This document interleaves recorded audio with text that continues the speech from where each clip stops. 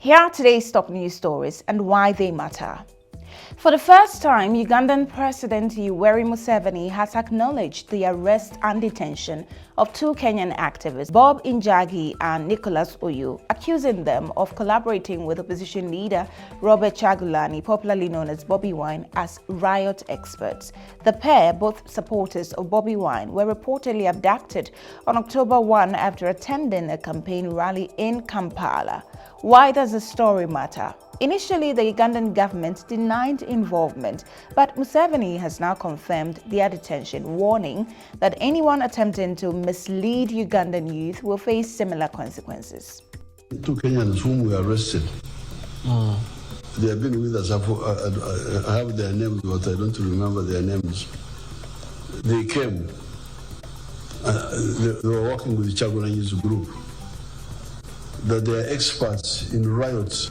Of course, with our very good intelligence system, we picked them up, and they have been in the fridge for some days. Human rights organizations, including Amnesty International, have condemned the arrests, labeling them as enforced disappearances and calling for stronger human rights protections across East Africa. Opposition leader Bobi Wine gave this reaction to the release of the activist. It's very unfortunate. That is shocking, but yes, that is the reality in Uganda. Abductions are the order of the day. As we stand right now, a young man called Mugumya from this region was abducted, is still missing. 18 of our comrades were abducted and they're still missing. This should be a wake-up call to all of us, not only Ugandans, but even our brothers and sisters from all over East Africa and Africa now. Former Zimbabwean MP and opposition leader Job Sikala appeared in a Pretoria court today after being arrested and charged with possession of explosives. DW's Tuso Kumalo reports on the unfolding case and its broader implications. In court, Sikala stood alongside his uncle who was with him in the vehicle at the time of the arrest.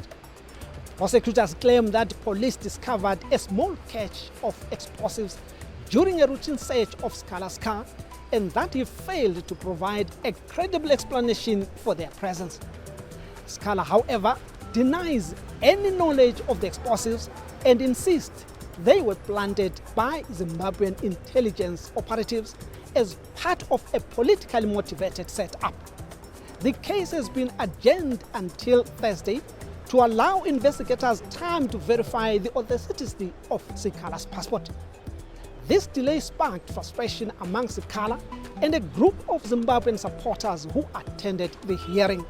We believe strongly that he did not commit the alleged crime that they say he has committed, because the person of his stature and caliber, and the fact that today he is the only voice of reason in Zimbabwe, he cannot be found to have committed such an odious crime. Obviously, there is a foul play. As you know, the man is a high-profile political activist back in Zimbabwe. Why should we forget that not so long ago, his homestead was bombed in Zimbabwe? Not so long ago, the offices that comrades were going to use there to hold a press conference to express their view on the 2030 agenda of Mnangagwa also got attacked. The 2025 United Nations Climate Change Conference, COP30, has kicked off in Brazil, marking 10 years since the Paris Agreement was adopted. Despite global efforts, the goal of limiting warming to 1.5 degrees Celsius remains elusive.